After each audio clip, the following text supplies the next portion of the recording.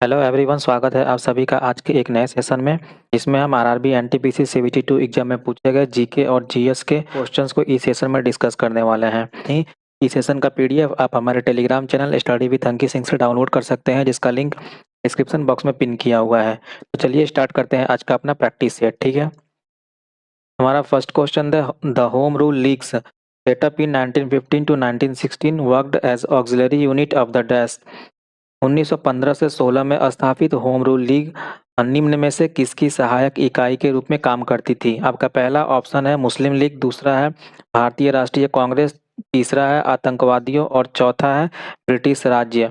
ये काम करता था भारतीय राष्ट्रीय कांग्रेस के इकाई के रूप में।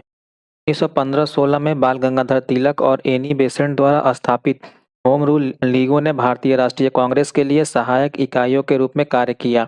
इन लीगों का उद्देश्य स्वशासन यानी होम रूल को लोकप्रिय बनाना और शासन के भीतर भारतीयों के लिए अधिक राजनीतिक प्रतिनिधित्व की मांग करना था। उन्होंने कांग्रेस की निष्क्रियता के दौर में राष्ट्रव्यापी आंदोलन को पुनर्जीवित करने में मदद की और इसके गरम दल और नरम दल के गुटों को एक साथ लाने का काम किया। ठीक है, जिससे यह एक अधिक प्रभावी संगठन बन गया। अगला क्वेश्चन है which of the following Vedas contain treatment of disease. निम्न में से किस वेद में बीमारियों का उपचार दिया गया है? आपका पहला ऑप्शन है यजुर्वेद, दूसरा है ऋग्वेद, तीसरा है सामवेद और चौथा है अथर्ववेद। ये आपका दिया गया है अथर्ववेद में। ठीक है, अथर्ववेद में बीमारियों के उपचार का वर्णन किया गया है। इसे चिकित्सा के लिए एक विश्वकोश माना जाता है और इसमें बुरी आत्माओं और रोगों को दूर करने के लिए मंत्र, जादू टोना और उपचार शामिल है। यह अथर्ववेद की मुख्य विशेषताएं हैं। यह जादुई मंत्रों और उपचारों का संग्रह है। इसमें चिकित्सा, स्वास्थ्य और लोक परंपराओं से संबंधित विषय शामिल हैं। आयुर्वेद भारत की प्राचीन चिकित्सा प्रणाली को अथर्ववेद का वेद माना जाता है। ठीक है, नेक्स्ट क्वेश्चन है Indian railways network connect about dash stations. भारतीय रेल नेटवर्क लगभग डैश स्टेशनों को जोड़ता है? पहला आपका ऑप्शन है 12,000, दूसरा है 14,000, तीसरा है 8,000 और चौथा है 10,000। ये जोड़ता है लगभग 8,000 को। ठीक है, भारतीय रेल नेटवर्क लगभग 8,000 स्टेशनों को जोड़ता है। यह दुनिया के सबसे बड़े रेल नेटवर्कों में से एक है, जो प्रतिदिन लाखों यात्रियों और भारी मात्रा में माल का परिवहन करता है। यह भारत के लिए परिवहन का एक महत्वपूर्ण साधन है। नेक्स्ट क्वेश्चन है Hubble's law is related to dash. Hubble का नियम डैश से संबंधित है? पहला आपका ऑप्शन है हीट यानी उष्मा, दूसरा है साउंड यानी ध्वनि, तीसरा है एस्ट्रोनॉमी यानी खगोलिकी और चौथा है एयर प्रेशर यानी हवा के दाब। ये संबंधित है आपका एस्ट्रोनॉमी यानी कि खगोलिकी से। ठीक है, हबल का नियम खगोलिकी से संबंधित है क्योंकि यह ब्रह्मांड के विस्तार का वर्णन करता है। यह बताता है कि पृथ्वी से दूर स्थित आकाशगंगाएं जितनी दूर होती हैं उतनी ही तेजी से हमसे दूर जा रही हैं। ठीक है, और ब्रह्मांडीय विस्तार का यह बताता है कि यह नियम आकाशगंगा के लाल विचलन यानी रेड शिफ्ट को उनकी दूरी से जोड़ता है। लाल विचलन एक ऐसा प्रभाव है जिसके कारण दूर की आकाशगंगाओं से आने वाला प्रकाश लंबी तरंगदैर्घ्य की ओर विस्थापित हो जाता है, जो कि यह दर्शाता है कि वे हमसे दूर जा रही हैं। ठीक है, नेक्स्ट क्वेश्चन है the river island Majuli which became India's first and only island district is located in dash. नदी द्वीप माजुली जो भारत का पहला और एकमात्र द्वीप जिला है डैश में स्थित है। ठीक है, आपका पहला ऑप्शन है कर्नाटक, दूसरा है जम्मू कश्मीर, तीसरा है हिमाचल प्रदेश और चौथा है असम। ये आपका स्थित है असम राज्य में। असम में ब्रह्मपुत्र नदी के बीच स्थित माजुली दुनिया का सबसे बड़ा नदी द्वीप और भारत का पहला द्वीप जिला है। यह अपनी समृद्ध नौ वैष्णव संस्कृति, प्राकृतिक सुंदरता और पारंपरिक कलाओं जैसे मुखौटा बनाना के लिए प्रसिद्ध है। ठीक है, अगला क्वेश्चन है डैश क्लिकिंग और mouse select the entire paragraph by default while working with text document in MS word. MS word के टेक्स्ट डॉक्यूमेंट में काम करते समय माउस को डैश क्लिक करने पर यह डिफॉल्ट रूप से पूरे प्रोग्राम का चयन करता है। आपका पहला ऑप्शन है ऑल्ट प्लस शिफ्ट, दूसरा है ट्रिपल, तीसरा है डबल क्लिक और चौथा है सिंगल क्लिक। तो ये है आपका ट्रिपल क्लिक। ठीक है, एमएस वर्ड में किसी भी पैराग्राफ को चुनने के लिए माउस पर ट्रिपल क्लिक करने पर वह डिफ़ॉल्ट रूप से पूरे पैराग्राफ का चयन करता है। बात करें सिंगल क्लिक के बारे में तो यह कर्सर को उस स्थान पर ले जाता है जहां आपने क्लिक किया है। ठीक है, और डबल क्लिक क्या करता है, यह उस शब्द का चयन करता है जिस पर आपने क्लिक किया है। और ट्रिपल क्लिक यह उस पैराग्राफ का चयन करता है जिस पर आपने क्लिक किया है, ठीक है। अगला क्वेश्चन है, which of the following international football star belongs to Brazil. निम्न में से कौन सा प्रसिद्ध अंतर्राष्ट्रीय फुटबॉल खिलाड़ी ब्राजील का है। आपका पहला ऑप्शन है नेमार, दूसरा है गैब्रियल बातिस्तुता, तीसरा है मार्कोस रोजो और चौथा है लियोन मेसी। ये है ब्राजील से संबंधित नेमार, ठीक है। और बाकी जितने ये तीन है ये किससे संबंधित है, अर्जेंटीना से, ठीक है।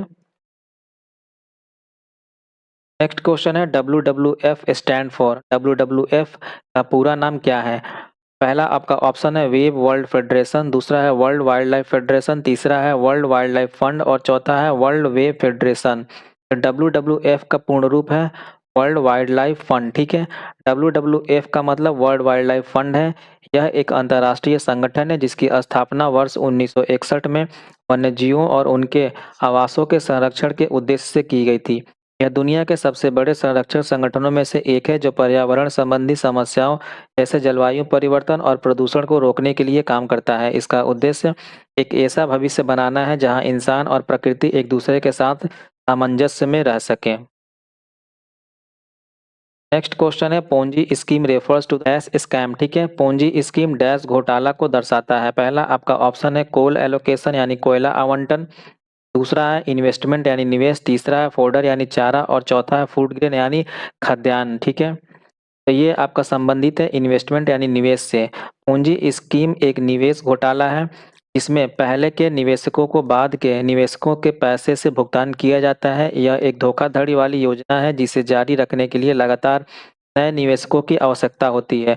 जब नए निवेशक नहीं मिलते तो यह योजना विफल हो जाती है जिससे अधिकांश निवेशकों को नुकसान होता है। इसका नाम चार्ल्स पोंजी के नाम पर रखा गया है जिन्होंने 1920 के दशक में इस तरह का घोटाला किया था। नेक्स्ट क्वेश्चन है, absolute zero refers to dash.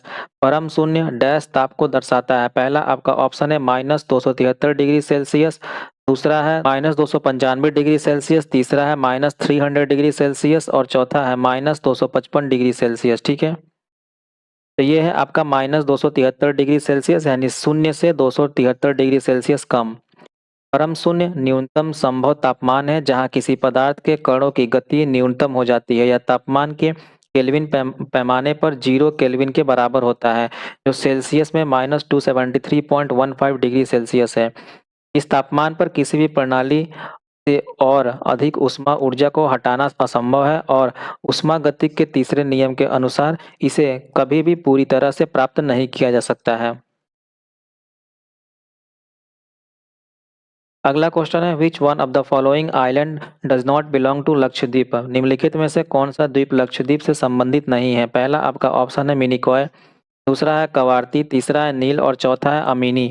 तो ये है आपका नील, ठीक है। नील द्वीप लक्षद्वीप का हिस्सा नहीं है बल्कि यह अंडमान और निकोबार समूह में स्थित है। इसे हाल ही में शहीद द्वीप के रूप में जाना जाता है, ठीक है। जबकि मिनिकॉय, कवारती और अमीनी लक्षद्वीप समूह के भाग हैं। नेक्स्ट क्वेश्चन है, dash is not a common bitmap based file type extension, ठीक है। एक सामान्य बिटमैप आधारित फाइल टाइप एक्सटेंशन नहीं है। पहला आपका ऑप्शन है ओडीटी, दूसरा है टाइप, तीसरा है पीएनजी और चौथा है पीसीएक्स। ये है आपका ओडीटी। ओडीटी एक बिटमैप आधारित फाइल टाइप एक्सटेंशन नहीं है बल्कि एक टेक्स्ट डॉक्यूमेंट फाइल फॉर्मेट है, ठीक है। इसका उपयोग ओपन ऑफिस और लिब्रे ऑफिस जैसे वर्ड प्रोसेसर में किया जाता है। इसके विपरीत जो आपका TIFF है और PNG है और PCX है, ठीक है। ये सभी क्या है, बिटमैप आधारित फॉर्मेट है जो इमेज डेटा को स्टोर करते हैं। नेक्स्ट क्वेश्चन है, the Rowlatt act was passed in the year dash. Rowlatt act dash वर्ष में पारित किया गया था। पहला आपका ऑप्शन है वर्ष 1921 में, दूसरा है वर्ष 1917 में, तीसरा है 1919 और चौथा है 1915 में। ये आपका पारित किया गया था वर्ष 1919 में। रॉयलेट एक्ट 1919 में ब्रिटिश सरकार द्वारा पारित किया गया था। इस अधिनियम ने सरकार को किसी भी व्यक्ति को बिना मुकदमे के 2 साल तक हिरासत में रखने का अधिकार दिया। गांधी जी ने इसे काला कानून कहते हुए देशव्यापी सत्याग्रह शुरू किया। इसके विरोध में आयोजित एक सभा के दौरान ही जलियांवाला बाग हत्याकांड हुआ था, ठीक है। नेक्स्ट क्वेश्चन है, the minimum age limit prescribed for appointment as governor of a state in India is dash year. Bharat में किसी राज्य के राज्यपाल के रूप में नियुक्ति के लिए निर्धारित न्यूनतम आयु सीमा डैश वर्ष है। पहला आपका है 40, दूसरा है 30, तीसरा है 25 और चौथा है 35। ये है आपका 35 वर्ष। ठीक है। भारतीय संविधान के अनुच्छेद 157 के अनुसार किसी राज्य के राज्यपाल के रूप में नियुक्त होने के लिए व्यक्ति की 35 वर्ष की न्यूनतम आयु पूरी होनी चाहिए। ठीक है। यह अनिवार्य योग्यता राष्ट्रपति और उपराष्ट्रपति के लिए भी समान है, जो यह सुनिश्चित करती है कि पद के लिए आवश्यक परिपक्वता और अनुभव मौजूद हो। ठीक है।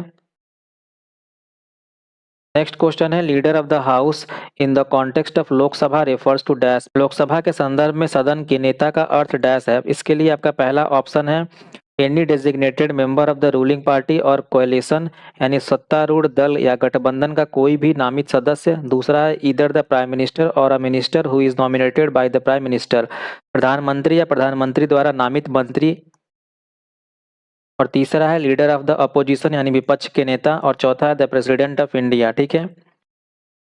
तो ये आपके सदन के नेता कहे जाते हैं इधर द प्राइम मिनिस्टर और a minister who is nominated by the prime minister, यानी प्रधानमंत्री या प्रधानमंत्री द्वारा नामित मंत्री। ठीक है। लोकसभा में सदन के नेता प्रधानमंत्री होते हैं यदि वे लोकसभा के सदस्य हों। अगर प्रधानमंत्री राज्यसभा के सदस्य हैं तो वे लोकसभा के किसी मंत्री को इस पद के लिए नामित करते हैं।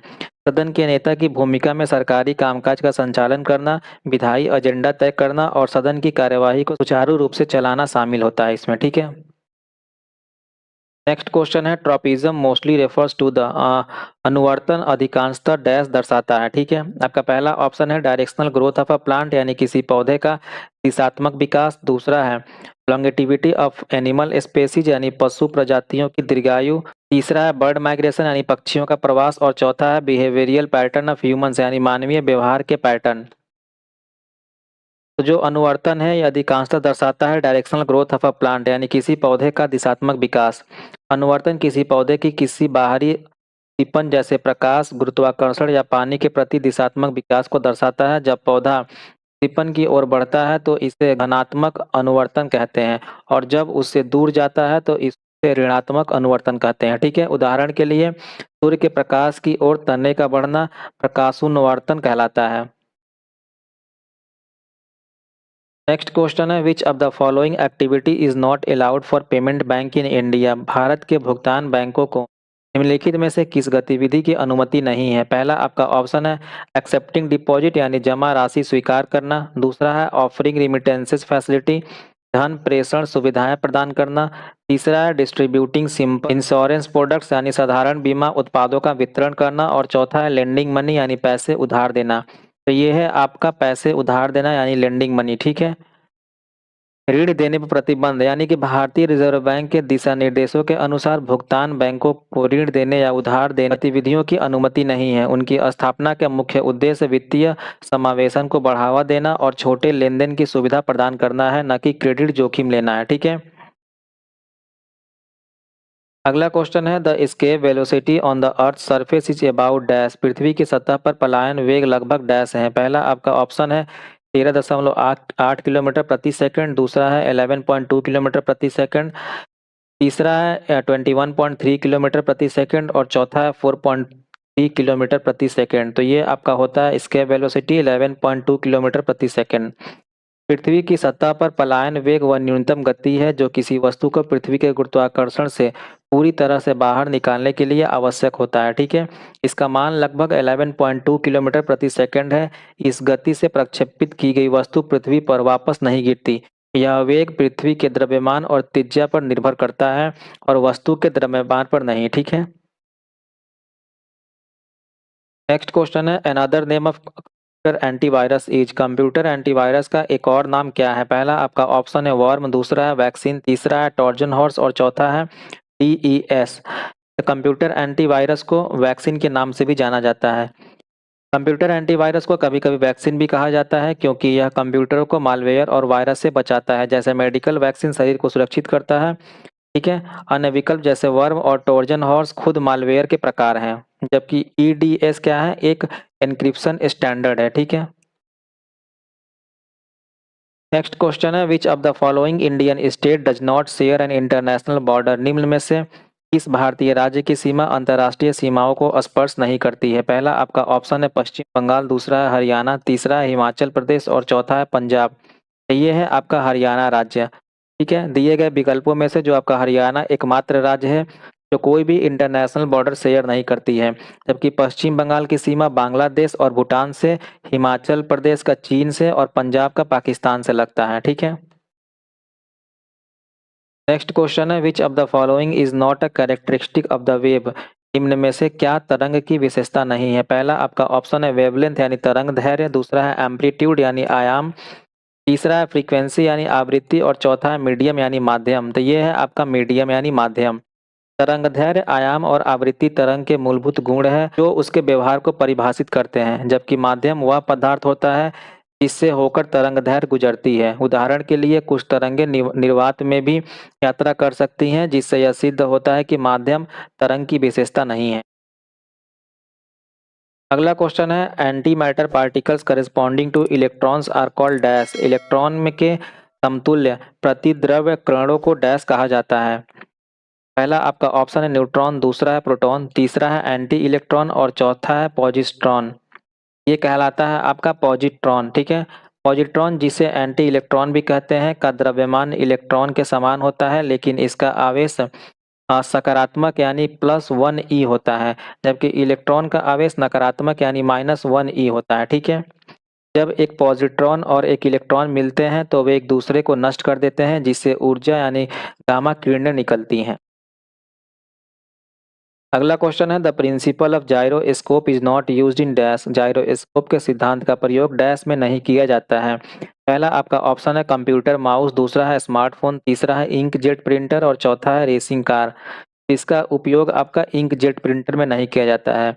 जायरोस्कोप कोणीय वेग और दिशा मापने के लिए उपयोग किया जाता है, जैसे कि स्मार्टफोन और रेसिंग कारों में। हालांकि इंक प्रिंटर में इसका उपयोग नहीं होता है। इंकजेट प्रिंटर स्याही की छोटी बूंदों को कागज पर छिड़कने के सिद्धांत पर काम करता है। ठीक है,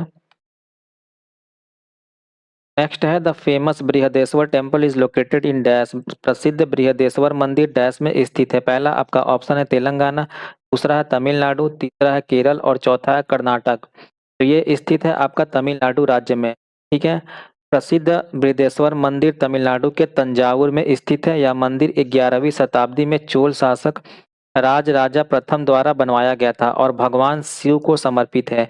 इसे चोल वास्तुकला का उत्कृष्ट उदाहरण माना जाता है और यह यूनेस्को की विश्व धरोहर स्थल है। ठीक है, अगला क्वेश्चन है dash lake is one of the largest fresh water lake in Asia?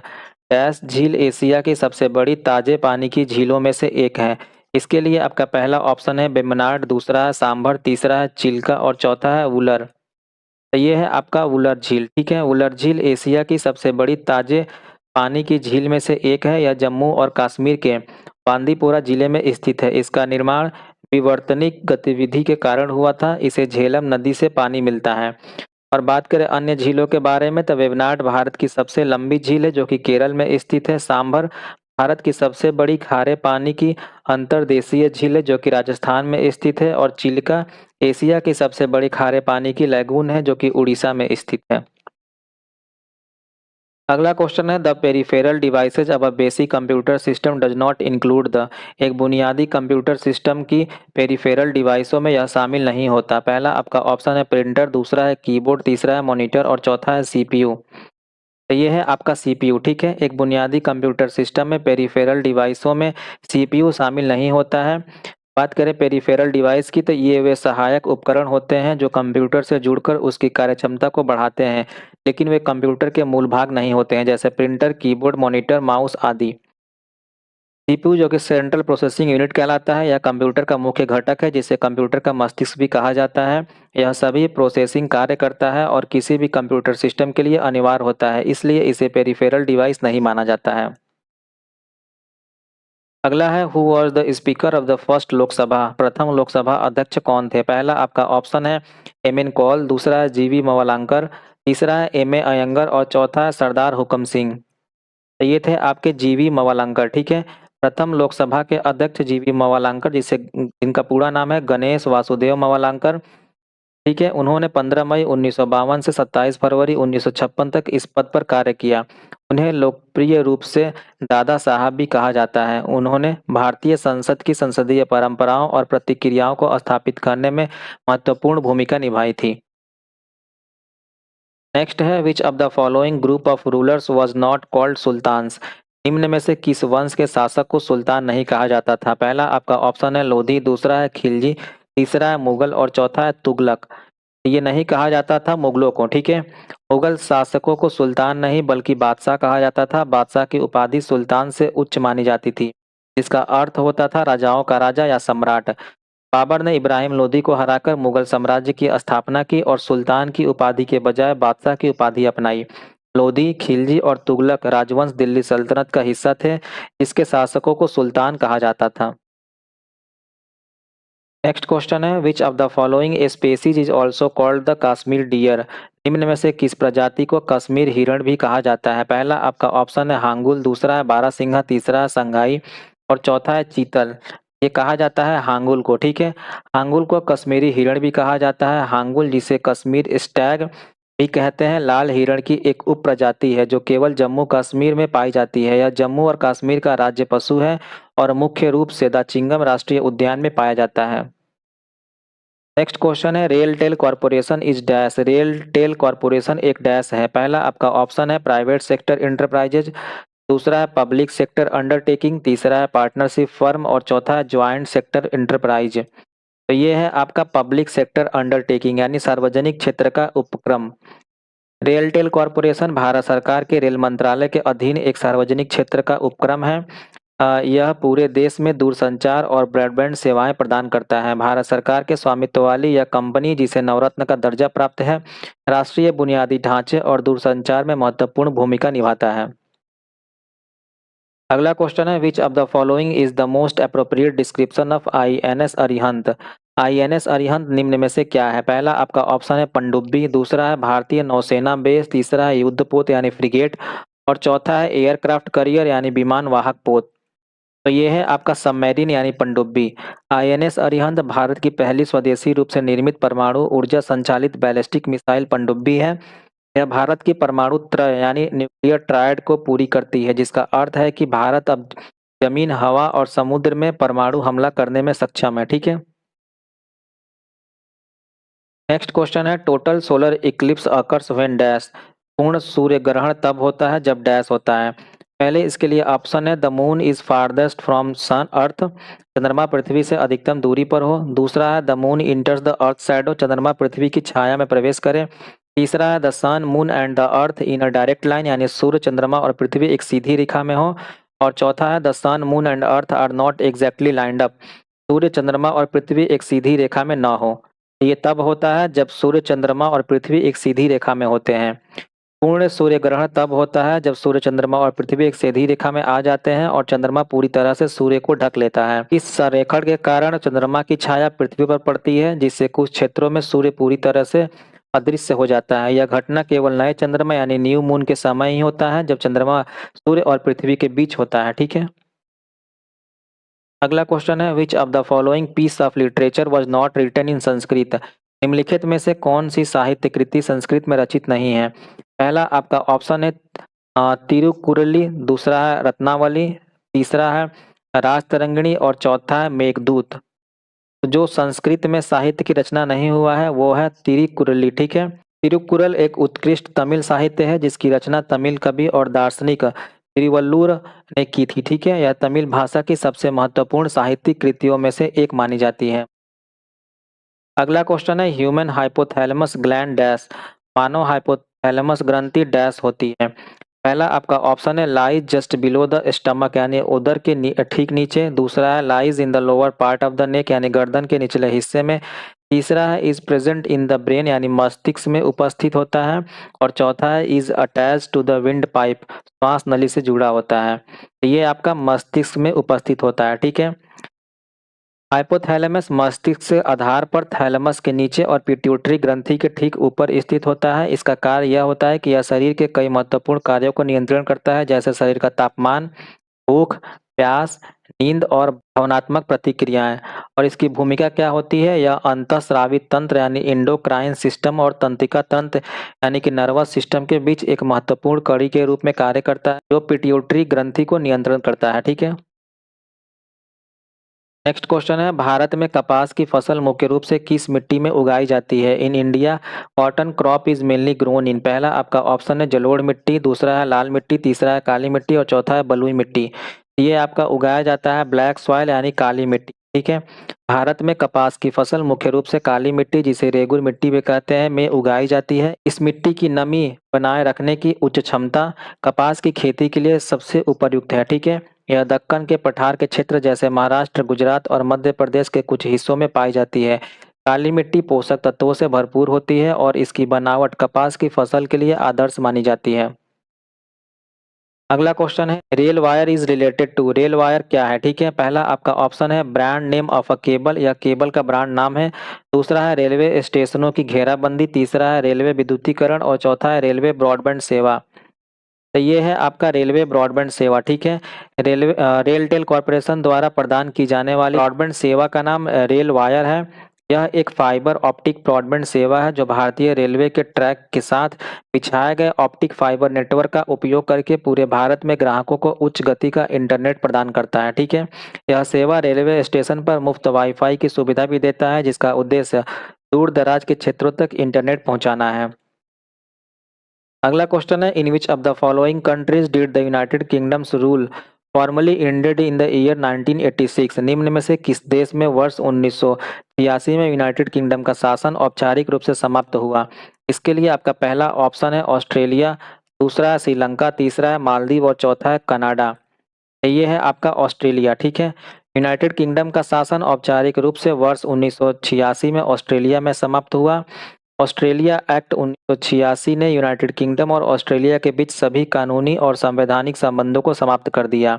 इस अधिनियम ने यूनाइटेड किंगडम की संसद की ऑस्ट्रेलिया के लिए कानून बनाने की शक्ति को हटा दिया और ऑस्ट्रेलियाई अदालतों से ब्रिटिश प्रीवी काउंसिल में अपील करने का अधिकार भी खत्म कर दिया। अगला क्वेश्चन है, मीना माता disease is caused by. Meena माता रोग किसके कारण होता है? ठीक है। आपका पहला ऑप्शन है ध्वनि प्रदूषण यानी नॉइज पोल्यूशन के कारण, दूसरा है मिथाइल मरकरी, तीसरा है वायु प्रदूषण और चौथा है सॉइल पोल्यूशन यानी मृदा प्रदूषण। तो ये होता है आपका मिथाइल मरकरी के कारण। ठीक है। मीना माता रोग मिथाइल मरकरी के कारण होता है। यह पारे के विषाक्त रूप से होने वाला एक तंत्रिका संबंधी विकार है जो दूषित मछली और शंख के सेवन से होता है। यह बीमारी पहली बार 1956 में जापान के मीनामाटा शहर में पाई गई थी। अगला क्वेश्चन है, what is bagasse, what it is used for. Bagasse क्या है, इसका उपयोग किसके लिए किया जाता है? पहला आपका ऑप्शन है वर्मी कंपोस्ट खाद के रूप में, दूसरा है ईंधन के रूप में प्रयुक्त बायोगैस, तीसरा है तरल अपशिष्ट खाद के रूप में और चौथा है गन्ने का अपशिष्ट कागज बनाने के लिए। जो बगास होता है ये क्या होता है? गन्ने का अपशिष्ट होता है और कागज बनाने के लिए यूज किया जाता है। बगास गन्ने का रस निकालने के बाद बचा हुआ रेशेदार अपशिष्ट है। इसका उपयोग मुख्य रूप से कागज और बायोफ्यूल बनाने में होता है। इसके अलावा इसका उपयोग डिस्पोजल बर्तनों, पशु आहार और निर्माण सामग्री बनाने में भी होता है। यह एक टिकाऊ और नवीकरणीय संसाधन है। अगला क्वेश्चन है, in which method of disposal of municipal solid waste the waste is dumped in the soil. नगर पालिका के ठोस अपशिष्ट के निपटान की किस विधि में अपशिष्ट को मिट्टी में फेंका जाता है? पहला आपका ऑप्शन है दहन यानी इंसिनेशन, दूसरा है लैंडफिलिंग यानी भूमि समाधि, तीसरा है कंपोजिटिंग और चौथा है श्रेडिंग यानी कतरन। तो ये आपका कहलाता है लैंडफिल्स यानी भूमि समाधि। ठीक है। भूमि समाधि नगरपालिका के ठोस अपशिष्ट के निपटान की एक विधि है जहाँ कचरे को बड़े गड्ढों में दबाया जाता है और मिट्टी से ढका जाता है। ठीक है। आधुनिक लैंडफिल को पर्यावरण प्रदूषण को रोकने के लिए डिजाइन किया जाता है, जिसमें भूजल को दूषित होने से बचाने के लिए लाइनर और मीथेन गैस को इकट्ठा करने के लिए प्रणालियां होती हैं। ठीक है। इस विधि का उपयोग अक्सर उन कचरे के लिए होता है जिन्हें पुनर्चक्रित या कंपोस्ट नहीं किया जा सकता है। अगला क्वेश्चन है, which of the following is not a green house gas. निम्नलिखित में से कौन सा ग्रीन हाउस गैस नहीं है? पहला आपका ऑप्शन है कार्बन डाइऑक्साइड, दूसरा है मीथेन, तीसरा है हाइड्रोक्लोरोफ्लोरोकार्बन्स और चौथा है ऑक्सीजन। तो ये है आपका ऑक्सीजन। ठीक है। ऑक्सीजन ग्रीन हाउस गैस नहीं है क्योंकि इसमें अवरक्त विकिरण को अवशोषित करने और गर्मी को रोकने की क्षमता नहीं होती है। ठीक है। ग्रीन हाउस गैस जैसे कार्बन डाइऑक्साइड, मीथेन पृथ्वी की सतह से निकलने वाली गर्मी को रोकते हैं। ठीक है। अगला क्वेश्चन है calculate the molecular mass of CH3OH, जिसके लिए आपका दिया गया है C का मॉलिक्यूलर मास आपका 12, हाइड्रोजन का 1, ऑक्सीजन का 16। ठीक है। तो टोटल हाइड्रोजन के आइटम कितने हो गए 4, तो ये हो गया आपका 4, कार्बन के लिए 12 और ऑक्सीजन के लिए 16। टोटल आपका कितना हो गया 32 ग्राम। ठीक है। ऑप्शन नंबर फर्स्ट आपका सही हो जाएगा। अगला क्वेश्चन है in MS PowerPoint what is the shortcut key you can press to start the presentation from the first slide. MS PowerPoint में प्रथम स्लाइड से प्रेजेंटेशन प्रारंभ करने के लिए कौन सी शॉर्टकट कुंजी दबाई जाती है। तो ये दबाया जाता है आपका F5। ठीक है। बात करें शिफ्ट प्लस F5 के बारे में, तो यह शॉर्टकट मौजूदा स्लाइड से प्रेजेंटेशन शुरू करता है। ऑल्ट प्लस F5 यह प्रेजेंटर व्यू में प्रेजेंटेशन शुरू करता है, और कंट्रोल प्लस P यह आमतौर पर प्रिंट कमांड के लिए प्रयोग होता है, और ऑल्ट प्लस टैब यह विंडोज में खुले एप्लीकेशन के बीच स्विच करने के लिए उपयोग होता है। और ऑल्ट प्लस टैब आपका अंडर ग्रेजुएट एग्जाम में सबसे ज़्यादा पूछा गया था। ठीक है। नेक्स्ट क्वेश्चन है the internet was originally a project of which agency. Internet मूल रूप से किस एजेंसी की परियोजना थी। पहला आपका ऑप्शन है NSA, दूसरा है पेंटागन, तीसरा है ARPA और चौथा है NSF। ये था आपका ARPA का। ठीक है। इंटरनेट की शुरुआत अमेरिकी रक्षा विभाग की एजेंसी ARPA ने 1969 में अपारनेट नामक परियोजना से की थी। इसका उद्देश्य विभिन्न विश्वविद्यालय और अनुसंधान केंद्रों के बीच सुरक्षित और भरोसेमंद संचार को बढ़ावा देना था। यह शुरुआती नेटवर्क बाद में विकसित होकर आधुनिक इंटरनेट का आधार बना। अगला क्वेश्चन है what is the main directory of a disk called. किसी डिस्क की मुख्य डायरेक्टरी को क्या कहा जाता है। पहला आपका ऑप्शन है रूट, दूसरा है सब, तीसरा है नेटवर्क और चौथा है फोल्डर। ये कहा जाता है रूट। ठीक है। डिस्क की मुख्य डायरेक्टरी को रूट डायरेक्टरी कहते हैं। यह फाइल सिस्टम पदानुक्रम में सबसे ऊपर स्तर पर होती है, जहां से अन्य सभी डायरेक्टरी और फाइलें व्यवस्थित होती हैं। यह पूरे डिस्क की संरचना के लिए एक शुरुआती बिंदु के रूप में कार्य करती हैं। अलग अलग ऑपरेटिंग सिस्टम में इसे अलग अलग प्रतीकों से दर्शाया जाता है, जैसे यूनिक्स में ऑब्लिक से और विंडोज में C सेमीकोलन ऑब्लिक से। ठीक है। अगला क्वेश्चन है और railway yard in which wagons are received sorted and new goods trains are formed is called. वह रेलवे यार्ड जिसमें डिब्बों को प्राप्त किया जाता है और उन्हें छांटा जाता है और नई मालगाड़ियां बनाई जाती हैं कहलाता है डैश। पहला आपका ऑप्शन है संटिंग यार्ड, दूसरा है मार्शलिंग यार्ड, तीसरा है स्टेशन यार्ड और चौथा है गुड्स यार्ड। तो ये आपका कहलाता है मार्शलिंग यार्ड। ठीक है। मार्शलिंग यार्ड वह रेलवे यार्ड है जहां अलग अलग दिशाओं से आई मालगाड़ियों के डिब्बों को छांटा जाता है और फिर नई मालगाड़ी बनाकर उन्हें गंतव्यों तक भेजा जाता है। यह रेलवे के माल ढुलाई के परिचालन का एक महत्वपूर्ण हिस्सा है, जहां शंटिंग के जरिए वैगनों को व्यवस्थित किया जाता है जिससे माल परिवहन सुचारू रूप से चलता रहे। ठीक है। अगला क्वेश्चन है default pointing device of a laptop is. Laptop का डिफॉल्ट पॉइंटिंग डिवाइस क्या है। आपका पहला ऑप्शन है सेंसिटिव स्क्रीन, दूसरा है टच पैड, तीसरा है टैप पैड और चौथा है ऑप्टिकल माउस। ये आपका होता है टच पैड।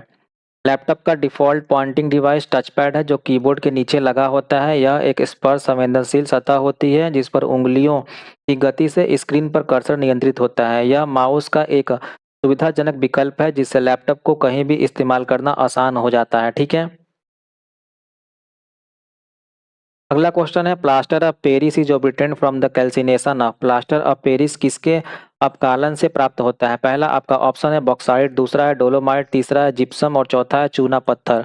तो ये है आपका सही जवाब जिप्सम। ठीक है। जिप्सम के अपकालन यानी कैल्सिनेशन से प्राप्त होता है। जिप्सम को गर्म करना, जब जिप्सम यानी जो कैल्शियम सल्फेट डाइहाइड्रेटेड है जिसका केमिकल फार्मूला है CaSO4 इंटू 2H2O को लगभग 150 डिग्री सेल्सियस के तापमान पर गर्म किया जाता है तो यह अपने अधिकांश जल अणुओं को खो देता है। ठीक है। जो कि प्लास्टर ऑफ पेरिस का निर्माण होता है। इस प्रक्रिया के परिणामस्वरूप यह कैल्शियम सल्फेट हेमीहाइड्रेटेड यानी CaSO4 डॉट हाफ H2O में बदल जाता है जिसे प्लास्टर ऑफ पेरिस के नाम से जाना जाता है। अगला क्वेश्चन है which of the following is an endemic species in India. निम्नलिखित में से कौन सी भारत की स्थानिक प्रजाति है। पहला आपका ऑप्शन है व्हेल, दूसरा है लॉयन टेल्ड मकाक, तीसरा है पांडा और चौथा है एशियाई हाथी। तो ये है आपका शेर पूंछ मकाक यानी लॉयन टेल्ड मकाक। स्थानीय प्रजाति यानी कि एंडेमिक स्पीशीज क्या कहलाते हैं, तो एक ऐसी प्रजाति जो केवल एक विशेष भौगोलिक क्षेत्र तक ही सीमित होते हैं और दुनिया के किसी अन्य हिस्सों में प्राकृतिक रूप से नहीं पाई जाती है। ठीक है। शेर पूंछ मकाक यानी लॉयन टेल मकाक यह भारत के पश्चिमी घाट के वर्षावनों में पाई जाने वाली एक दुर्लभ और लुप्त प्राय प्रजाति है और यह भारत की एक स्थानिक प्रजाति है। ठीक है। आज का आखिरी क्वेश्चन है, और rapid test to indicate the intensity of a pollution of water is. पानी के प्रदूषण की तीव्रता को दर्शाने के लिए त्वरित परीक्षण कौन सा है। पहला आपका ऑप्शन है कुल घुली ठोस यानी टोटल डिजॉल्व्ड सॉलिड। दूसरा है बायोकेमिकल ऑक्सीजन डिमांड यानी जैव रासायनिक ऑक्सीजन मांग। तीसरा है मोस्ट प्रोबेबल नंबर्स यानी सर्वाधिक संभावित संख्या। और चौथा है डिजॉल्व्ड ऑक्सीजन यानी घुलित ऑक्सीजन। ये होता है आपका डिजॉल्व्ड ऑक्सीजन। ठीक है। पानी के प्रदूषण की तीव्रता का त्वरित परीक्षण घुलित ऑक्सीजन यानी डीओ है। ठीक है। प्रदूषित पानी में कार्बनिक पदार्थ होने के कारण सूक्ष्म जीवों को उसे विघटित करने के लिए अधिक ऑक्सीजन की आवश्यकता होती है, जिससे घुलित ऑक्सीजन का स्तर कम हो जाता है। इसलिए जो आपका डिजॉल्व्ड ऑक्सीजन के स्तर में गिरावट पानी के प्रदूषण का तत्काल संकेत देती है, जिसे पोर्टेबल उपकरणों से जल्दी मापा जा सकता है। क्वेश्चन है, ऋण के लिए कोलेटरल सुरक्षा क्या है। Collateral security for a loan is. पहला आपका ऑप्शन है ऋणदाता की देनदारी, अ लायबिलिटी ऑफ द लेंडर। दूसरा है ऋणदाता के स्वामित्व में, ओन्ड बाय द लेंडर। तीसरा है ऋणग्राही की संपत्ति, an asset of the borrower. और चौथा है ऋणग्राही की देनदारी, अ लायबिलिटी ऑफ द बोरोवर। ठीक है। जो कोलेटरल सिक्योरिटी होता है वो होता है ऋणग्राही की संपत्ति यानी an asset of the borrower. Collateral सुरक्षा ऋण लेने वाले व्यक्ति की वह संपत्ति है जिसे वह ऋण की गारंटी के रूप में रखता है। यदि ऋण चुकाया नहीं जाता है तो ऋणदाता उस संपत्ति को जब्त कर सकता है। इससे ऋणदाता का जोखिम कम होता है और अक्सर कम ब्याज दर पर ऋण मिल जाता है। ठीक है। सफल भुगतान के बाद संपत्ति वापस कर दी जाती है। अगला क्वेश्चन है, निम्नलिखित में से कौन सा अम्ल सिरके का मुख्य घटक है। Which one of the following acid is the primarily constituent of the vinegar. आपका पहला ऑप्शन है नाइट्रिक, दूसरा है एसिटिक, तीसरा है ह्यूमिक और चौथा है ऑक्जेलिक। ये है आपका एसिटिक। ठीक है। सिरके का मुख्य घटक एसिटिक अम्ल है, इसे एंथेनोइक अम्ल भी कहते हैं। यह सिरके को इसका विशिष्ट खट्टा स्वाद और तीखी गंध देता है। सिरके में आमतौर पर 5 से 20% तक एसिटिक अम्ल होता है, जिसे पानी के साथ मिलाकर बनाया जाता है। अन्य विकल्प जैसे नाइट्रिक, ह्यूमिक और ऑक्जेलिक अम्ल सिरके में नहीं पाए जाते हैं। ठीक है। नेक्स्ट क्वेश्चन है, 26 जनवरी 2002 के कानून के अनुसार भारतीय तिरंगे को फहराने के संबंध में कौन सा कथन सही नहीं है। Based on the 26 January 2002 legislation, what is not true with respect to the rules for flying the Indian tricolour. आपका पहला ऑप्शन है झंडे को जानबूझकर जमीन को छूने नहीं दिया जा सकता है। दूसरा है झंडे का उपयोग सांप्रदायिक लाभ के लिए नहीं किया जा सकता। तीसरा है तिरंगे का उपयोग सजावट, रोसेट या बंटिंग के रूप में नहीं किया जा सकता। और चौथा है निजी नागरिकों को अपने परिसर में झंडा फहराने का अधिकार नहीं है। जो इसमें से सत्य नहीं है वो है निजी नागरिकों को अपने परिसर में झंडा फहराने का अधिकार नहीं है। ठीक है। Private citizens have not no right to fly the flag on their premise. ठीक है। 26 जनवरी 2002 से भारतीय ध्वज संहिता में संशोधन किया गया, जिससे निजी नागरिकों को अपने परिसर में सम्मानपूर्वक तिरंगा फहराने का अधिकार मिला। इससे पहले यह अधिकार सीमित था, इसलिए यह कहना कि निजी नागरिकों को झंडा फहराने का अधिकार नहीं है, ये कथन क्या है, गलत है। ठीक है। अन्य विकल्प जैसे झंडे का जमीन को न छूना, सांप्रदायिक लाभ के लिए इस्तेमाल न करना और सजावट के रूप में उपयोग न करना, ये सारे क्या हैं, ये सारे सही नियम। ठीक है। यानी कि इनको आप नहीं कर सकते हैं।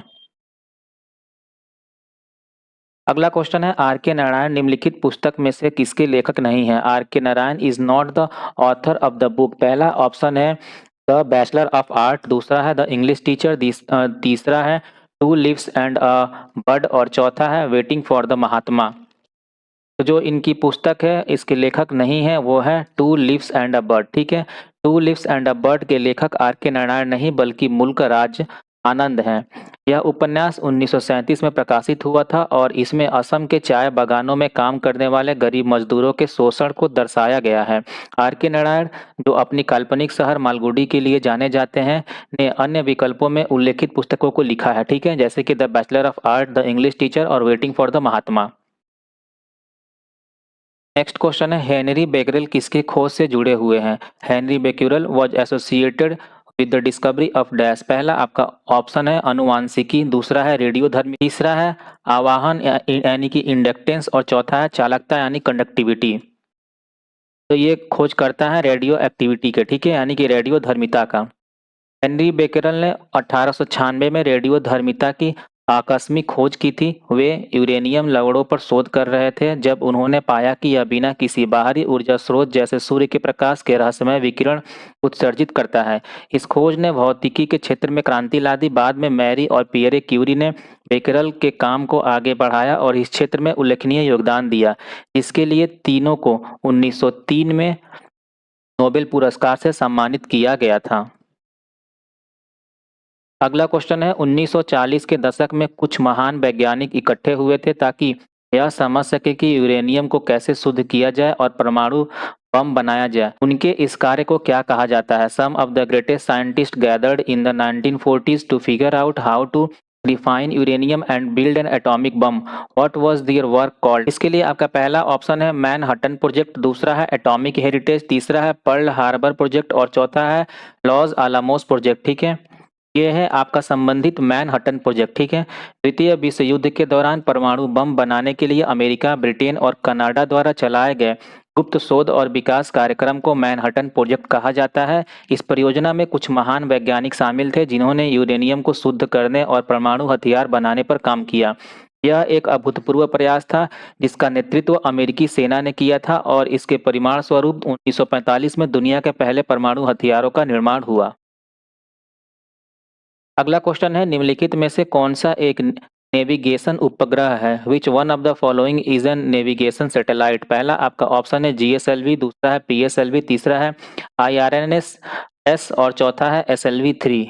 ये है आपका IRNSS, ठीक है।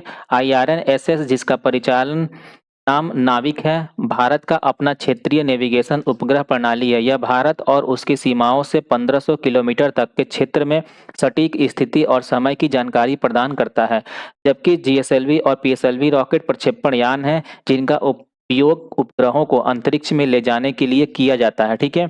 और जो आपका SLV-3 है एक पुराना प्रक्षेपण यान है। इस प्रकार आपका जो IRNSS ही एकमात्र क्या है नेविगेशन उपग्रह है, ठीक है। तो आपका करेक्ट जवाब हो जाएगा IRNSS। अगला क्वेश्चन है निम्नलिखित में से कौन भारत का राष्ट्रीय जलीय जीव है? Which one of the following is the national aquatic animal of India? आपका पहला ऑप्शन है गंगा शार्क, दूसरा है भारतीय स्टार कछुआ, तीसरा है गंगा नदी डॉल्फिन और चौथा है गोल्डन महसीर, ठीक है। तो ये है आपका गंगा नदी डॉल्फिन यानी गंगेज रिवर डॉल्फिन। गंगा नदी डॉल्फिन भारत का राष्ट्रीय जलीय जीव है जिसे 2009 में यह दर्जा दिया गया था। इसे सूसू भी कहते हैं और यह केवल मीठे पानी में रहती है जो गंगा की शुद्धता का प्रतीक है, ठीक है। यह संकटग्रस्त प्रजाति है और इसका अस्तित्व नदी के पारिस्थितिकी तंत्र के स्वास्थ्य का एक महत्वपूर्ण संकेतक माना जाता है। इसे संरक्षित करने के लिए सरकार ने विभिन्न प्रयास किए हैं। नेक्स्ट क्वेश्चन है विंडोज कीबोर्ड में रीडू के लिए मानक शॉर्टकट कुंजी संयोग क्या है? What is the standard Windows keyboard shortcut की कॉम्बिनेशन फॉर रीडू? पहला आपका ऑप्शन है Ctrl+Shift+Z, दूसरा है Ctrl+-, तीसरा है Ctrl+Shift+A और चौथा है Ctrl+Z। जो स्टैंडर्ड है रीडू के लिए वो है आपका Ctrl+Shift+Z, ठीक है। इसके साथ ही साथ और क्या होता है वो होता है Ctrl+Y, ठीक है। इससे भी रीडू किया जा सकता है जितने भी माइक्रोसॉफ्ट ऑफिस प्रोग्राम है। अगला क्वेश्चन है महाराष्ट्र में स्थित मुरूद जंजीरा किला चारों ओर से किससे घिरा हुआ है? Murud Janjira fort situated in Maharashtra is surrounded on all sides by dash. पहला आपका ऑप्शन है धान के खेत, दूसरा है पेड़, तीसरा है बाग बगीचे और चौथा है पानी। ये चारों तरफ घिरा हुआ है आपका पानी से। महाराष्ट्र में स्थित मुरूद जंजीरा किला चारों ओर से पानी से घिरा हुआ है।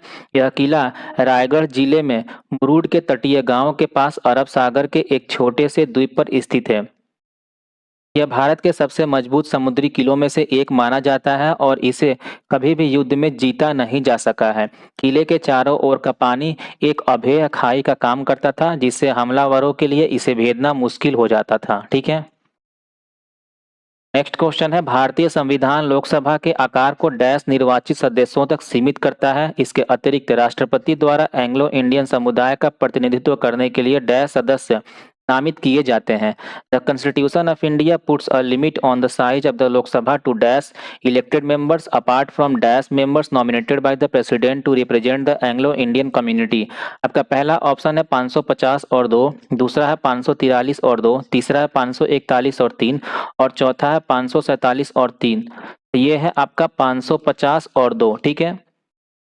संविधान के मूल प्रावधानों के अनुसार लोकसभा में अधिकतम 550 निर्वाचित सदस्य हो सकते हैं। इसके अतिरिक्त राष्ट्रपति द्वारा एंग्लो इंडियन समुदाय के 2 सदस्यों को मनोनीत किया जाता था।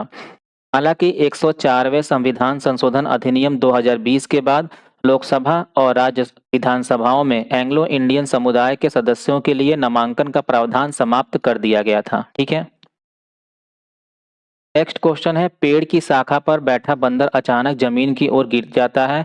यह किसका उदाहरण है? A monkey sitting on a branch of a tree suddenly falling down towards the ground is an example of dash. पहला आपका ऑप्शन है ऊर्जा संरक्षण का नियम यानी law of conservation of energy, दूसरा है केपलर्स के नियम, तीसरा है न्यूटन का गति का तृतीयक नियम यानी कि Newton's third law of motion और चौथा है द्रव्यमान संरक्षण का नियम यानी law of conservation of mass. ये जो एग्जाम्पल है ये एग्जाम्पल है ऊर्जा संरक्षण का नियम यानी law of conservation of energy का। ठीक है। जब एक बंदर पेड़ की शाखा से जमीन की ओर गिरता है तो यह ऊर्जा संरक्षण के नियम का उदाहरण है। इस नियम के अनुसार ऊर्जा को न तो बनाया जा सकता है और न ही नष्ट किया जा सकता है, बल्कि यह केवल एक रूप से दूसरे रूप में परिवर्तित होता है। जब बंदर पेड़ पर बैठा होता तो उसमें अधिकतम आपका स्थिज ऊर्जा यानी गुरुत्वाकर्षण के कारण होती है। ठीक है। जैसे ही वह गिरना शुरू करता है उसकी स्थिज ऊर्जा धीरे धीरे गतिज ऊर्जा में बदल जाती है। जमीन से टकराने से ठीक पहले उसकी गतिज ऊर्जा अधिकतम होती है और स्थिज ऊर्जा न्यूनतम हो जाती है। ठीक है। इस पूरी प्रक्रिया में बंदर की कुल यांत्रिक ऊर्जा यानी स्थिज और गतिज ऊर्जा का योग संरक्षित रहती है। ठीक है। नेक्स्ट क्वेश्चन है, टेलेक्स का पूर्ण रूप क्या है? आपका पहला ऑप्शन है टेलीग्राम एक्सप्रेस, दूसरा है टेली प्रिंटर एक्सचेंज, तीसरा है टेली कम्युनिकेशन एक्सचेंज और चौथा है टेलीफोन एक्सचेंज। तो टेलेक्स का जो पूर्ण रूप है ये है आपका टेली प्रिंटर एक्सचेंज। ठीक है। टेलेक्स का पूर्ण रूप टेली प्रिंटर एक्सचेंज है। यह एक ऐतिहासिक दूरसंचार प्रणाली थी जो टेलीफोन नेटवर्क की तरह ही टेली प्रिंटर मशीनों का एक ग्राहक से ग्राहक नेटवर्क था। ठीक है। इसका उपयोग इलेक्ट्रॉनिक रूप से लिखित संदेश भेजने के लिए किया जाता था और यह फैक्स मशीनों और ईमेल के आने से पहले संचार का एक महत्वपूर्ण साधन हुआ करता था। ठीक है। नेक्स्ट क्वेश्चन है, मानव विकास सूचकांक पर यूएनडीपी की रिपोर्ट देशों की तुलना इनमें से किस आधार पर नहीं करती है? UNDP's report on human development index does not compare countries on the basis of dash. पहला आपका ऑप्शन है ज्ञान यानी नॉलेज, दूसरा है कॉर्पोरेट गवर्नेंस, तीसरा है लंबा और स्वस्थ जीवन यानी लॉन्ग एंड हेल्दी लाइफ और चौथा है जीवन स्तर यानी स्टैंडर्ड ऑफ लिविंग। ये नहीं इंक्लूड होता है कॉर्पोरेट गवर्नेंस। ठीक है। मानव विकास सूचकांक यानी एचडीआई देशों की तुलना स्वास्थ्य यानी जीवन प्रत्याशा, ज्ञान यानी शिक्षा का स्तर और जीवन स्तर यानी प्रति व्यक्ति सकल राष्ट्रीय आय के आधार पर करता है। यह रिपोर्ट कॉर्पोरेट गवर्नेंस जैसे पहलुओं पर ध्यान केंद्रित नहीं करती है जो किसी कंपनी के प्रशासन से संबंधित है। एचडीआई का उद्देश्य केवल आर्थिक विकास के बजाय मानव कल्याण को मापना है, जिसमें इन तीनों आयामों का समग्र आकलन किया जाता है। अगला क्वेश्चन है, नागालैंड में हर वर्ष दिसंबर के पहले सप्ताह में इनमें से कौन सा उत्सव मनाया जाता है? Which of the following is celebrated every year in the first week of December in Nagaland? पहला आपका ऑप्शन है बनेश्वर मेला, दूसरा है हॉर्नबिल महोत्सव, तीसरा है होइग्यो बिसु जनजातीय उत्सव और चौथा है भगोरिया उत्सव। ये है आपका हॉर्नबिल महोत्सव। ठीक है। नागालैंड में हर वर्ष दिसंबर के पहले सप्ताह में हॉर्नबिल महोत्सव मनाया जाता है। इसे त्योहारों का त्योहार भी कहते हैं क्योंकि यह नागालैंड की सभी जनजातियों की समृद्ध सांस्कृतिक विरासत, कला, संगीत और पारंपरिक नृत्यों का भव्य प्रदर्शन है। यह उत्सव नागालैंड की राजधानी कोहिमा के पास किसामा हेरिटेज विलेज में आयोजित होता है। ठीक है।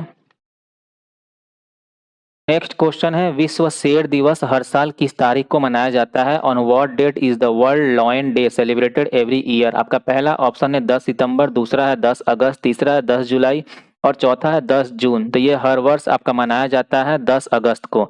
विश्व शेर दिवस हर साल 10 अगस्त को मनाया जाता है। इसका मुख्य उद्देश्य दुनिया भर के शेरों के संरक्षण और उसके सामने आने वाले खतरों के बारे में जागरूकता बढ़ाना है। यह दिन शेरों के महत्व को उजागर करता है, जिनकी संख्या लगातार कम हो रही है, खासकर उनके प्राकृतिक आवासों के नुकसान के कारण। ठीक है। नेक्स्ट क्वेश्चन है, डैश द्वीप भारत का एकमात्र सक्रिय ज्वालामुखी है। Dash island is the only active volcano of India. इसके लिए आपका पहला ऑप्शन है बैरन आइलैंड, दूसरा है ऑयस्टर रॉक, तीसरा है वाइपर और चौथा है हैवलॉक। तो ये है आपका बैरन। ठीक है। बैरन द्वीप जो अंडमान सागर में स्थित है, भारत का एकमात्र सक्रिय ज्वालामुखी है। यह अंडमान और निकोबार द्वीप समूह का हिस्सा है और पोर्ट ब्लेयर से लगभग 140 किलोमीटर दूर है। ठीक है। इस वीरान द्वीप पर समय समय पर विस्फोट होते रहते हैं, जिससे यह भूवैज्ञानिक रूप से एक महत्वपूर्ण स्थल बन जाता है। इसके सबसे हालिया विस्फोट में से कुछ 2017 और 2025 में हुए हैं। ठीक है। नेक्स्ट क्वेश्चन है, निम्नलिखित में से सामान्यतः कौन सा गणना नहीं कर सकता। विच of the following in general can not compute. आपका पहला ऑप्शन है कैलकुलेटर, दूसरा है कंप्यूटर, तीसरा है प्रिंटर और चौथा है मोबाइल फोन। तो जो कैलकुलेट नहीं कर सकता वो है आपका प्रिंटर। ठीक है। प्रिंटर आमतौर पर गणना नहीं कर सकता। इसका मुख्य कार्य कंप्यूटर या अन्य इलेक्ट्रॉनिक उपकरण से प्राप्त डिजिटल डेटा की हार्ड कॉपी प्रिंट करना होता है। ठीक है। नेक्स्ट है, निम्नलिखित में से कौन अरावली पर्वत श्रृंखला की सबसे ऊंची चोटी है। Which one of the following is the highest peak of the Aravalli mountain. आपका पहला ऑप्शन है अचलगढ़, दूसरा है जरगा, तीसरा है गुरु शिखर और चौथा है शेर। तो ये है आपका गुरु शिखर। ठीक है। सबसे ऊंची चोटी क्या है, वो है गुरु शिखर अरावली पर्वत श्रृंखला की। और इसकी ऊंचाई और स्थान क्या है, यह राजस्थान के माउंट आबू में स्थित है और इसकी ऊंचाई 1722 मीटर है। ठीक है। यानी कि 5650 फीट। और जो अचलगढ़, जरगा और शेर है, ठीक है, ये सभी क्या है, अरावली पर्वत श्रृंखला में स्थित अन्य चोटियां हैं, लेकिन ये गुरु शिखर जितनी ऊंची नहीं है। ठीक है। नेक्स्ट क्वेश्चन है, डॉक्टर ध्रुव ज्योति घोष किससे संबंधित है। Doctor Dhruv Jyoti Ghosh is associated with dash. पहला आपका ऑप्शन है खगोल विज्ञान यानी एस्ट्रोनॉमी, दूसरा है बांग्ला साहित्य, तीसरा है पारिस्थितिकी यानी इकोलॉजी और चौथा है राजनीति यानी पॉलिटिक्स। ये संबंधित है आपके इकोलॉजी यानी पारिस्थितिकी से। ठीक है। डॉक्टर ध्रुव ज्योति घोष एक प्रसिद्ध पारिस्थितिकी विद थे, जिन्हें विशेष रूप से पूर्व कोलकाता के वेटलैंड्स यानी आर्द्र भूमियों के संरक्षण के लिए जाना जाता है। उन्होंने यह दर्शाया कि ये वेटलैंड्स अनुपचारित सीवेज को प्राकृतिक रूप से साफ शहर के लिए एक महत्वपूर्ण पारिस्थितिकी सेवा प्रदान करते हैं। उनके प्रयासों से ही इन वेटलैंड्स को अंतर्राष्ट्रीय रामसर साइट का दर्जा मिल सका है। उनका काम पारिस्थितिकी और पारंपरिक ज्ञान के बीच संबंध स्थापित करने पर केंद्रित था। नेक्स्ट क्वेश्चन है, प्लाज्मा जो रक्त का एक घटक है वह डैश है। Plasma which is one of the bloods constituent is a dash. पहला आपका ऑप्शन है कोशिका यानी सेल, दूसरा है पेशी यानी मसल्स, तीसरा है द्रव्य यानी लिक्विड और चौथा है उत्तक यानी टिश्यू। तो जो प्लाज्मा है ये है द्रव्य यानी लिक्विड। ठीक है। प्लाज्मा रक्त का एक द्रव्य घटक है। यह रक्त का सबसे बड़ा हिस्सा होता है और इसमें पानी, प्रोटीन, पोषक तत्व, हार्मोन और अपशिष्ट पदार्थ होते हैं। रक्त कोशिकाएं जैसे लाल रक्त कोशिकाएं, सफेद रक्त कोशिकाएं और प्लेटलेट्स इसी द्रव में निलंबित रहती हैं। ठीक है। अगला क्वेश्चन है, निम्नलिखित में से कौन सा आईबीएम संगत कंप्यूटर में एक मॉडिफायर कुंजी नहीं है। Which of the following is not a modifier key in an IBM compatible computer. आपका पहला ऑप्शन है कंट्रोल, दूसरा है शिफ्ट, तीसरा है टैब और चौथा है विंडोज कुंजी। तो वो जो नहीं होता है वो है आपका टैब। ठीक है। कंप्यूटर के मॉडिफायर कुंजियां जैसे कंट्रोल, शिफ्ट और विंडोज कुंजी हैं, अन्य कुंजियों के कार्य को बदलने के लिए इस्तेमाल होती है। इसके विपरीत जो टैब का कुंजी है वो क्या करता है, नेविगेशन कुंजी है। ठीक है। जो कर्सर को आगे बढ़ाने जैसे कार्य करती है। अगला क्वेश्चन है, निम्नलिखित में से कौन धात्विक खनिजों की श्रेणी में नहीं आता है। Which one does not belong to the category of a metallic mineral. आपका पहला ऑप्शन है कोल, दूसरा है बॉक्साइट, तीसरा है टीन और चौथा है निकल। तो जो धात्विक खनिजों के श्रेणी में नहीं आता है वो है आपका कोयला। ठीक है। कोयला एक अधात्विक खनिज है, जबकि बॉक्साइट, टीन और निकल धात्विक खनिज हैं। धात्विक खनिजों में धातु होती है जो गर्मी और बिजली का संचालन करती है, वहीं कोयला जीवाश्म ईंधन है जो बिजली पैदा करने और उद्योग को ऊर्जा देने के लिए उपयोग किया जाता है। ठीक है। नेक्स्ट है विश्व धरोहर स्थल और ऐतिहासिक अभ्यारण्य माचू पिच्चू कहाँ स्थित है? The world heritage site and the historic century of Machu Picchu is located in dash. पहला आपका ऑप्शन है चीन, दूसरा है जापान, तीसरा है वियतनाम और चौथा है पेरू। ये आपका स्थित है पेरू में, ठीक है। माचू पिच्चू पेरू के एडीज पर्वतमाला में स्थित है। इनका सभ्यता का एक 15वीं शताब्दी का गढ़ है, ठीक है। यह उत्कृष्ट वास्तुकला और इंजीनियरिंग का प्रमाण है जिसे बिना गारे के पत्थर से बनाया गया था। यूनेस्को द्वारा 1983 में विश्व धरोहर स्थल घोषित यह स्थान इंका साम्राज्य का सबसे प्रसिद्ध प्रतीक है, ठीक है। नेक्स्ट क्वेश्चन है भारत की मुख्य पर्वत श्रेणियों में शामिल नहीं है। The main mountain ranges of India do not include. आपका पहला ऑप्शन है हिंदू कुश, दूसरा है विंध्य, तीसरा है अरावली और चौथा है सतपुड़ा। तो ये है आपका हिंद कुश, ठीक है। हिंद कुश भारत की मुख्य पर्वत श्रृंखलाओं में शामिल नहीं है क्योंकि यह मुख्य रूप से अफगानिस्तान और पाकिस्तान में स्थित है।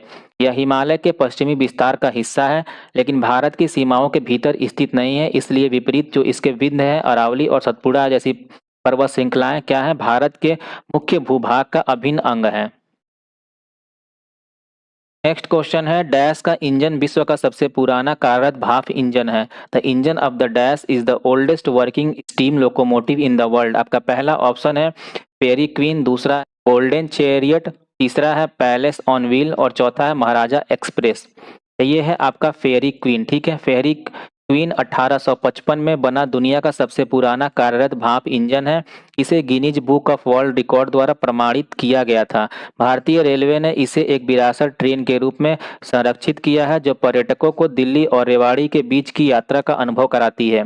यह इतिहास और इंजीनियरिंग का एक अनूठा उदाहरण है जिसने भारत की रेल यात्रा की समृद्ध विरासत को जीवित रखा है। अगला क्वेश्चन है 26 जनवरी 1950 को डॉक्टर राजेंद्र प्रसाद ने किस स्टेडियम में राष्ट्रीय ध्वज फहराया था? उसे पहले डैश स्टेडियम कहा जाता था। On the 26 January 1950 doctor Rajendra Prasad unfurled the national flag at a stadium that was formally known as the dash stadium. आपका पहला ऑप्शन है छत्रसाल, दूसरा है इरविन, तीसरा है टाकतोरा और चौथा है हरबख्श सिंह। तो ये जो स्टेडियम का नाम है ये है इरविन। 26 जनवरी 1950 को भारत के पहले राष्ट्रपति डॉक्टर राजेंद्र प्रसाद ने दिल्ली के इरविन स्टेडियम, जिसे अब मेजर ध्यानचंद नेशनल स्टेडियम के नाम से जाना जाता है, में राष्ट्रीय ध्वज फहराया था। यह पहला गणतंत्र दिवस समारोह था जहां परेड और अन्य कार्यक्रम आयोजित किए गए थे। यह राजपथ, इसका नाम अब कर्तव्य पथ हो गया है, पर गणतंत्र दिवस समारोह की शुरुआत से पहले का स्थान था। इरविन स्टेडियम का निर्माण 1933 में हुआ था।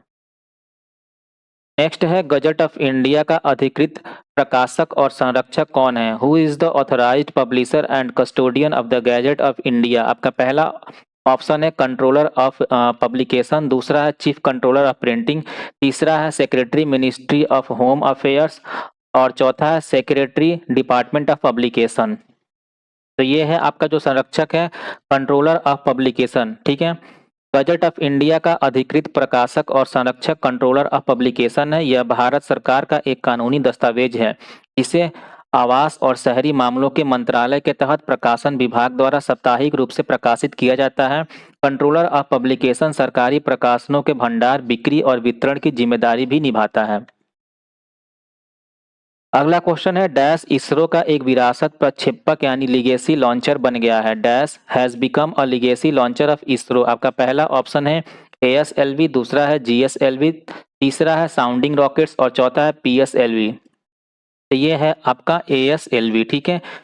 भारतीय अंतरिक्ष अनुसंधान संगठन यानी इसरो का संवर्धित उपग्रह प्रक्षेपण यान ASLV का एक विरासत प्रक्षेपक बन गया है। यह 1980 और 1990 के दशक में विकसित एक प्रायोगिक प्रक्षेपण यान था जिसका उद्देश्य छोटे उपग्रहों को निचली पृथ्वी कक्षा में स्थापित करना था। ASLV कार्यक्रम ने इसरो को भविष्य के प्रक्षेपण यान जैसे PSLV और GSLV के लिए महत्वपूर्ण प्रौद्योगिकियां विकसित करने में मदद की। इसके बाद इसे सेवानिवृत्त कर दिया गया, ठीक है। नेक्स्ट है निम्नलिखित में से कौन सा वंश दक्षिण भारत से संबंधित नहीं था? Which one of the following dynasty did not belong to South India. पहला आपका ऑप्शन है पांड्य, दूसरा है पाल, तीसरा है सातवाहन और चौथा है पल्लव। ये है आपका पाल वंश। पाल वंश दक्षिण भारत से संबंधित नहीं था, बल्कि इसने 8वीं और 12वीं शताब्दी तक बंगाल और बिहार जैसे पूर्वी भारतीय क्षेत्रों पर शासन किया। इसके विपरीत पांड्य, सातवाहन और पल्लव सभी दक्षिण भारत के प्रमुख राजवंश थे। ठीक है, पांड्य ने तमिलनाडु के सुदूर दक्षिणी छोर पर शासन किया, सातवाहन ने दक्कन क्षेत्र में शासन किया और पल्लव ने तमिलनाडु और आंध्र प्रदेश के कुछ हिस्सों को नियंत्रित किया। ठीक है, अगला क्वेश्चन है, भारत के संविधान के संदर्भ में असंगत कथन पहचाने। Find the odd statement with reference to the constitution of India. आपका पहला स्टेटमेंट है, यह राष्ट्र की नियमावली है, it is the rule book of the nation. दूसरा है, यह कानून के शासन को संहिताबद्ध करता है, इट कोडिफाइज रूल ऑफ लॉ। और तीसरा है, यह मौलिक राजनीतिक मूल्यों को प्रतिबिंबित करता है, it reflects fundamental political values. और चौथा है, यह एक कानूनी दस्तावेज नहीं है, it is not a legal document. तो जो स्टेटमेंट आपका गलत है वो है, यह एक कानूनी दस्तावेज नहीं है, it is not a legal document. ठीक है, भारतीय संविधान एक विस्तृत और सर्वोच्च कानूनी दस्तावेज है जो शासन के नियमों और नागरिकों के अधिकारों को निर्धारित करता है। ठीक है, नेक्स्ट क्वेश्चन है, राइनोस्कोप एक उपकरण है जो डैश की जांच के लिए प्रयोग किया जाता है। Rhinoscope is an instrument for examine the dash. पहला आपका ऑप्शन है ब्रेन यानी मस्तिष्क, दूसरा है आंख, तीसरा है नाक और चौथा है कान। तो ये आपका एग्जामिन करता है नाक। ठीक है, राइनोस्कोप एक उपकरण है जो नाक की जांच के लिए प्रयोग किया जाता है। यह एक पतली नली जैसी मशीन होती है जिसमें देखने के लिए एक प्रकाश और एक लेंस लगा होता है। इसका उपयोग नाक के अंदरूनी हिस्से जैसे कि नसल कैविटी और नेसोफेरिंगियल क्षेत्र की जांच के लिए किया जाता है। ठीक है, अगला क्वेश्चन है, भारतीय वन्यजीव संस्था कहाँ स्थित है।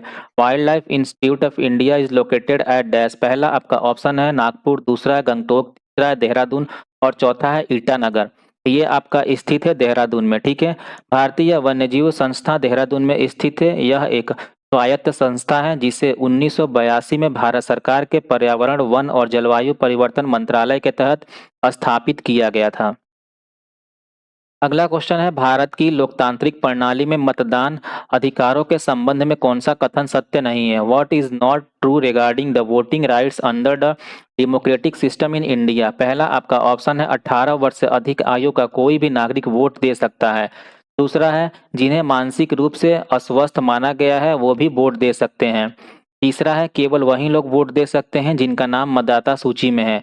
और चौथा है, इसमें कोई लैंगिक भेदभाव नहीं है। ठीक है, जो कथन सत्य नहीं है वो है, जिन्हें मानसिक रूप से अस्वस्थ माना गया है वो भी वोट दे सकते हैं। ठीक है, भारत में मानसिक रूप से अस्वस्थ व्यक्ति वोट नहीं दे सकता है जो एक अदालत द्वारा प्रमाणित है। ठीक है, यह मतदान अधिकारों से संबंधित एक गलत धारणा है। मतदान के लिए नागरिक को 18 वर्ष से अधिक आयु का होना चाहिए और उसका नाम मतदाता सूची में होना चाहिए। जाति या लिंग के आधार पर कोई भेदभाव नहीं होता है। किसी भी अन्य अपराध के कारण भी मतदान का अधिकार छीन लिया जा सकता है। ठीक है, अगला क्वेश्चन है, भारत में कपास की फसल मुख्य रूप से किस मिट्टी में उगाई जाती है। In India cotton crop is mainly grown in dash. पहला आपका ऑप्शन है जलोढ़ मिट्टी यानी अलुवियल सॉइल, दूसरा है लाल मिट्टी यानी रेड सॉइल, तीसरा है काली मिट्टी यानी ब्लैक सॉइल और चौथा है बलुई मिट्टी यानी सैंडी सॉइल। तो ये है आपका काली मिट्टी। ठीक है, भारत में कपास की फसल मुख्य रूप से काली मिट्टी, जिसे रेगुर मिट्टी भी कहते हैं, में उगाई जाती है। इस मिट्टी की नमी बनाए रखने की उच्च क्षमता कपास की खेती के लिए सबसे उपयुक्त है। यह दक्कन के पठार के क्षेत्र जैसे महाराष्ट्र, गुजरात और मध्य प्रदेश के कुछ हिस्सों में पाई जाती है। काली मिट्टी पोषक तत्वों से भरपूर होती है और इसकी बनावट कपास की फसल के लिए आदर्श मानी जाती है। नेक्स्ट है, एक साधारण चुंबक डैश को आकर्षित नहीं करता। An ordinary magnet does not attract dash. पहला आपका ऑप्शन है लोहा, दूसरा है निकल, तीसरा है कांस यानी ब्रॉन्ज और चौथा है स्टील। तो ये अट्रैक्ट नहीं करता है कांसा यानी ब्रॉन्ज को। ठीक है, एक साधारण चुंबक कांसे को आकर्षित नहीं करता है क्योंकि यह लौह चुंबकीय पदार्थ नहीं है। चुंबक केवल लौह चुंबकीय पदार्थों को आकर्षित करता है जैसे कि लोहा, निकल और कोबाल्ट। ठीक है, कांसा, तांबे और टीन जैसे धातुओं का मिश्रित धातु होता है और ये धातुएं लौह चुंबकी नहीं होती हैं। नेक्स्ट क्वेश्चन है, जॉर्ज लेमैत्री किससे संबंधित हैं। ठीक है, आपका पहला ऑप्शन है बिग बैंग सिद्धांत, दूसरा है विद्युत धारा, तीसरा है डीऑक्सी राइबो न्यूक्लिक एसिड और चौथा है सौर मंडल से। ठीक है, तो ये संबंधित है आपके बिग बैंग थ्योरी से। ठीक है, जॉर्ज लेमेत्रे का संबंध बिग बैंग सिद्धांत से है। वह एक बेल्जियम के खगोलशास्त्री और कैथोलिक पादरी थे जिन्होंने 1927 में यह सिद्धांत दिया कि ब्रह्मांड का विस्तार हो रहा है। उन्होंने बताया कि ब्रह्मांड एक छोटे अत्यंत सघन बिंदु से एक बड़े विस्फोट के साथ शुरू हुआ, जिसे उन्होंने आदिम परमाणु कहा था। उनके इस विचार के बाद में एडविन हबल के अवलोकन के साथ मिलकर आधुनिक बिग बैंग सिद्धांत का आधार बनाया गया था। ठीक है, अगला क्वेश्चन है लिनक्स किसका उदाहरण है। Linux is an example of, पहला आपका ऑप्शन है असेंबली लैंग्वेज, दूसरा है एप्लीकेशन सॉफ्टवेयर, तीसरा है प्रोग्रामिंग लैंग्वेज और चौथा है ऑपरेटिंग सिस्टम। तो लिनक्स जो एग्जाम्पल है वो है ऑपरेटिंग सिस्टम यानी ओएस का एग्जाम्पल। ठीक है, लिनक्स एक परिचालन तंत्र यानी ऑपरेटिंग सिस्टम का उदाहरण है। यह एक सिस्टम सॉफ्टवेयर है जो कंप्यूटर के हार्डवेयर और अन्य सॉफ्टवेयर को प्रबंधित करता है। नेक्स्ट है भारत में राष्ट्रीय रेल संग्रहालय कहाँ स्थित है। Where is the national rail museum located in India. आपका पहला ऑप्शन है नई दिल्ली, दूसरा है शिमला, तीसरा है दार्जिलिंग और चौथा है कोलकाता।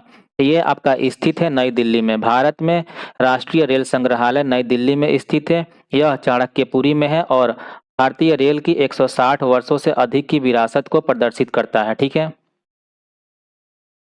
अगला क्वेश्चन है डिजिटल इंडिया कार्यक्रम के तहत निम्नलिखित में से कौन सा एक प्रमुख दृष्टि क्षेत्र नहीं है। Which one of the following is not a key mission area under the digital India program. आपका पहला ऑप्शन है डिजिटल जागरूकता पर वित्त चित्र यानी डॉक्यूमेंट्रीज ऑन डिजिटल अवेयरनेस, दूसरा है मांग पर शासन और सेवाएं यानी governance and services on demand, तीसरा है नागरिकों का डिजिटल सशक्तिकरण यानी कि डिजिटल एम्पावरमेंट ऑफ सिटीजन्स और चौथा है प्रत्येक नागरिक के लिए एक मुख्य उपयोगिता के रूप में डिजिटल अवसंरचना यानी digital infrastructure as a core utility to every citizen. ठीक है, तो जो प्रमुख दृष्टि क्षेत्र नहीं है इस मिशन का वो है डिजिटल जागरूकता पर वित्त चित्र यानी डॉक्यूमेंट्रीज ऑन डिजिटल अवेयरनेस। ठीक है, डिजिटल इंडिया का लक्ष्य भारत को डिजिटल रूप से सशक्त समाज बनाना है। इसके मुख्य दृष्टि क्षेत्र हैं हर नागरिक के लिए डिजिटल इंफ्रास्ट्रक्चर, मांग पर शासन और सेवाएं और नागरिकों को डिजिटल सशक्तिकरण। ठीक है,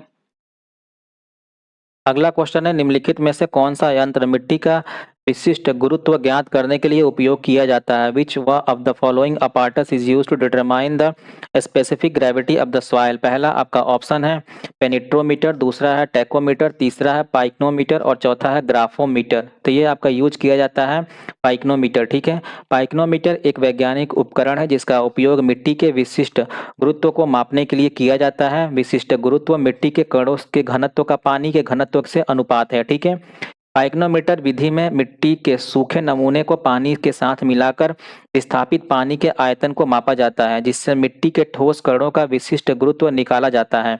इस प्रक्रिया में मिट्टी के नमूने को सुखाना, उसे पाइक्नोमीटर में डालना और फिर सावधानीपूर्वक वजन लेना शामिल होता है ताकि सटीक गणना की जा सके। अगला क्वेश्चन है भारत में प्रोजेक्ट टाइगर की शुरुआत किस वर्ष की गई थी। Project tiger was first initiated in India in the year dash. पहला आपका ऑप्शन है 1973, दूसरा है 1980, तीसरा है 1970 और चौथा है 1990। तो ये आपका किया गया था शुरुआत इसकी 1973 में। भारत में प्रोजेक्ट टाइगर की शुरुआत वर्ष 1973 में की गई थी। यह भारत सरकार द्वारा बाघों की घटती आबादी को बचाने और उनके आवासों के संरक्षण के लिए शुरू किया गया था और यह एक वन्यजीव संरक्षण कार्यक्रम है। ठीक है, नेक्स्ट क्वेश्चन है वह नहर जो पूरे वर्ष सिंचाई के लिए उपयोग की जाती है कहलाती है dash. A canal which is use for irrigation all year round is called dash. पहला आपका ऑप्शन है डिच नहर, दूसरा है सतत नहर यानी कंटिन्यूअस कैनाल, तीसरा है बारहमासी नहर यानी पेरेनियल कैनाल और चौथा है मौसमी नहर यानी सीजनल कैनाल। ये आपका कहलाती है बारहमासी नहर यानी पेरेनियल कैनाल। ठीक है, वह नहर जो पूरे वर्ष सिंचाई के लिए उपयोग की जाती है बारहमासी नहर यानी पेरेनियल कैनाल कहलाती है। यह नहर ग्लेशियर या बड़े जलाशयों जैसे अस्थायी जल स्रोतों से पानी प्राप्त करती हैं। इसके विपरीत एक मौसमी नहर केवल साल के कुछ खास महीनों में ही पानी उपलब्ध कराती है, आमतौर पर जब अधिक वर्षा होती है। ठीक है, नेक्स्ट क्वेश्चन है निम्नलिखित में से कौन सा बांध रावी नदी पर स्थित है। Which of the following dam is located on the Ravi river.